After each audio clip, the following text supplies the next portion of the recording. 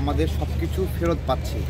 এর মধ্যে ভারতের দখলে থাকা যে নদীটা ছিল ঝিনাইদহে, সেটার 5 কিলোমিটার আমরা ফেরত পেয়েছি। এইটা একটা বার্তা ভারতের প্রতি যে আমাদের যা যা তারা দখল করে রেখেছে, যা যা তারা নিপীড়ন করেছে, প্রত্যেকটা শোধ নেওয়া হবে। এখন হয়তো বা দেখছেন সীমান্তে নাগরিক হত্যার বিষয়ে আমরা পাল্টা গুলি করছি না, কিন্তু আমাদের নাগরিকদেরকে মারতেই থাকবে, কখনোই গুলি করব না, এটা হতে পারে না। আমরা এখন ভিন্ন রকম একটা মাত্রায় এগোচ্ছি।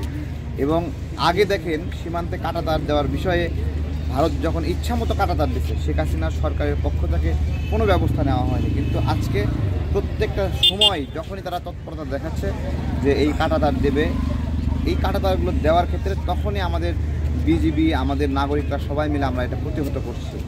ভারত তার নির্দিষ্ট টেরিটরির মধ্যে যা কিছু করুক, কিন্তু আমাদের মধ্যে যখন আসতে চাইবে, এখন আর নির্বিঘ্নে আসতে পারবে না।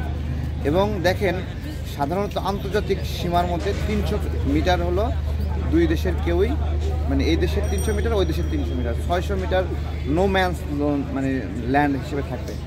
সেইখানে ভারত কি করছে, মূল সীমারেখা থেকে 100 মিটারের মধ্যে কাঁটাতার দেওয়ার চেষ্টা করতেছে। তারা 100 মিটারের মধ্যে আসা মানে কি? তার মানে আমার দিকে 200 মিটার হলো আগায় আসা।